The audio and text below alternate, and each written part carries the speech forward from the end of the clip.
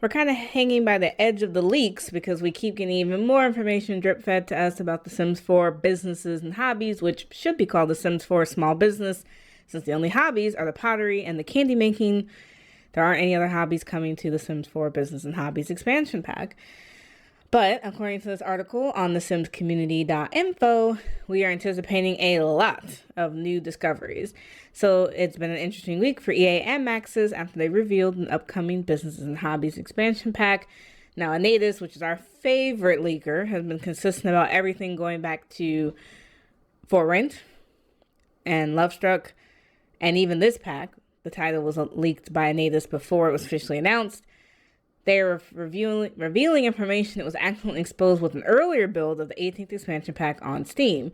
This includes megabytes of in-development files. So all this information dates back to August of 2024. So take it with a grain of salt. It may not be accurate. Things might have been tweaked or changed or removed or added since August of 2024. So what we know so far, the leaks include world-size lots, new gameplay discoveries, the perk system, pack integration, retails, skill classes. So tons of information. We're just going to start at the top. So for lot sizes, we know that the new world is called Nordhaven and does have two neighborhoods, Glemlivik and Irstad.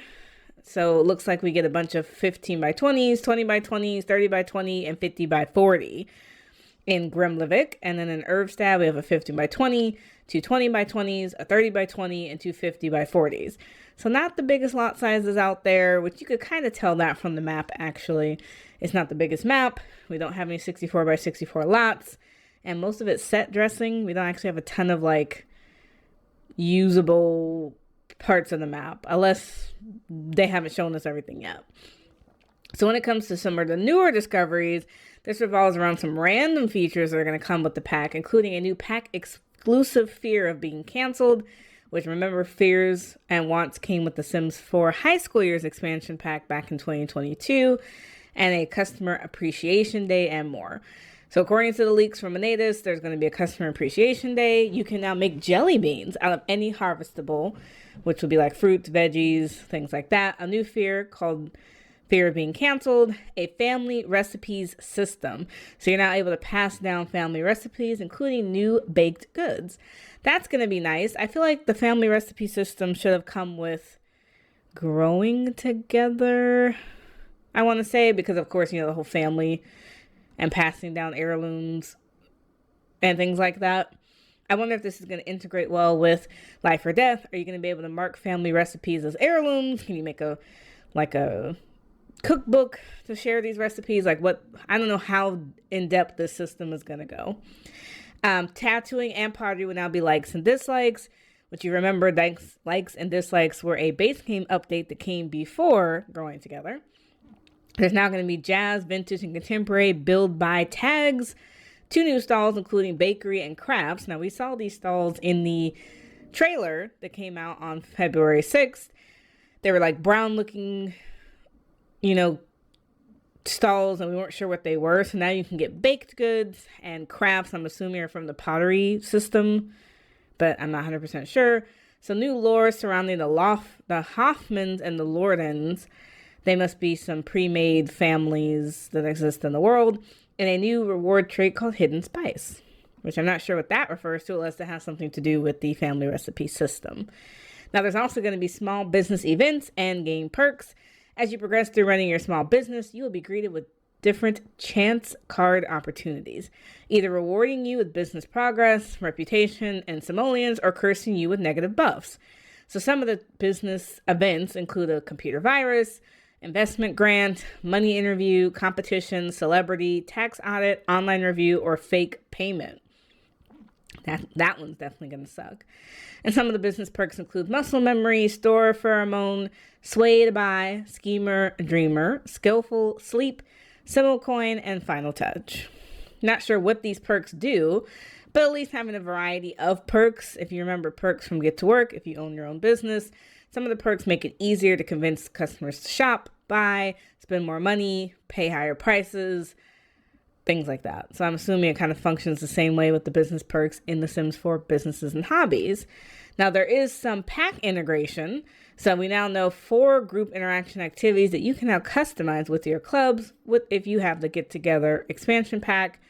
There are additional activities that the business and hobbies will provide for creating personalized clubs, including running classes, offer paid mentoring, tattooing, and pottery. So, businesses in this pack are light retail. The reason why Maxis keeps implying the word small business throughout the features of the Sims 4 businesses and hobbies is that because there are some constraints to running a retail business. Welp, I only see the only sales related things in the entire EP files, which calls it light retail. Check for decoration slots, meaning this is where your actual retail business is being superior. You can only sell slotted items, clutter, crafts, nothing else. What does bother me about the aspect of small business is that the customers will do this amazing, never seen before action where every simmer at heart loves to witness when purchasing an item and walking away. So if you want to sell bigger items like couches and chairs, you'll still need the Get to Work expansion pack for bigger retail store features. That is interesting. I think that was a big question of mine, was what differentiates Get for Work expansion pack from this one. I guess it's the emphasis on small business. If you're not selling slottable items, and when they say clutter and crafts, I'm assuming they mean things like knitted projects.